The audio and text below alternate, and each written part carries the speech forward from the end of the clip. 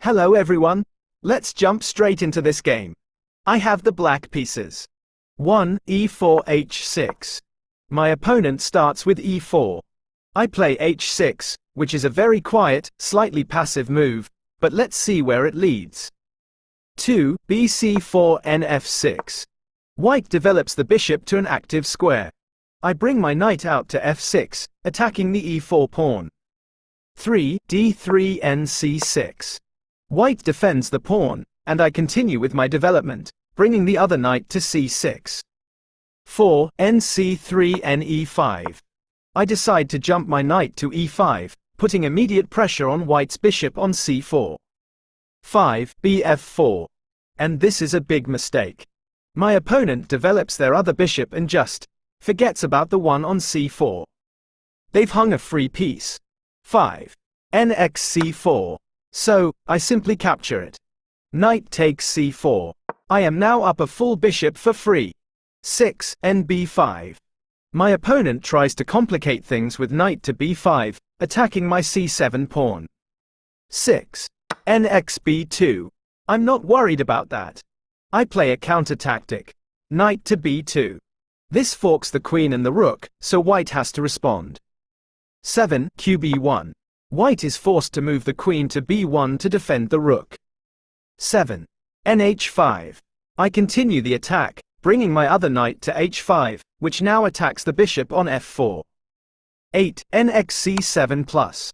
White plays knight to c7 check. This is a fork on my king and rook, and it looks very scary. 8. qxc7. I am forced to recapture, so I play queen takes c7. I've had to give up my queen for their knight. 9. bxc7. And now White's bishop on f4 captures my queen on c7. 9. na4.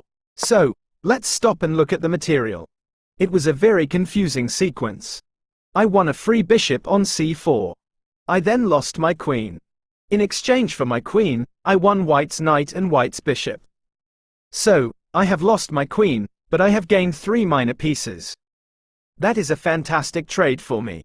And now, my knight, which looked trapped on b2, escapes to a4. 10. nf3 nc5.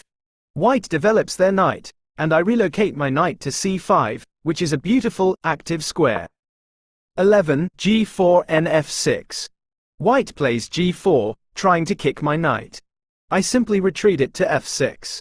12. oonxg4. My opponent castles, but in doing so, they've left their g-pawn undefended. I'll just take it. Knight takes g4. 13. qb5 e6. White attacks my knight with the queen.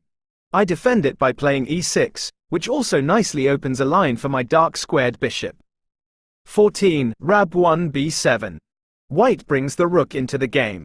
I finally develop my bishop to e7 and prepare to get my king to safety. 15. d4 nxe4. White pushes the d-pawn, but this just hangs another pawn. So, knight takes e4. I am just grabbing all the material my opponent is giving me. 16. h3 nc3. White attacks my knight, but this just allows me to jump to c3, and that is a beautiful fork on the queen and the rook. 17. qa5 nxb1. The queen moves, and I happily capture the rook on b1. I am now up the exchange and several pawns. 18. rxb1 b6. White recaptures the rook, and I play b6, attacking their bishop. 19. bxb6. White captures the pawn, but this is a mistake. That bishop now has no way to get out. 19. nxf2. Before dealing with the bishop, I'll first grab another free pawn. Knight takes f2, forcing the king to move. 20. kxf2 b flat 7. The king recaptures, and now I develop my bishop to b7, which attacks White's bishop on b6. 21. bxa7 bd8. White captures my a7 pawn, but this is exactly what I wanted. I play bishop to d8, and now that White bishop on a7 is completely trapped. It has no safe squares. 22. rx b7. My opponent plays rook takes b7, probably out of desperation, giving up more material. 22. bxa5. I simply recapture the rook.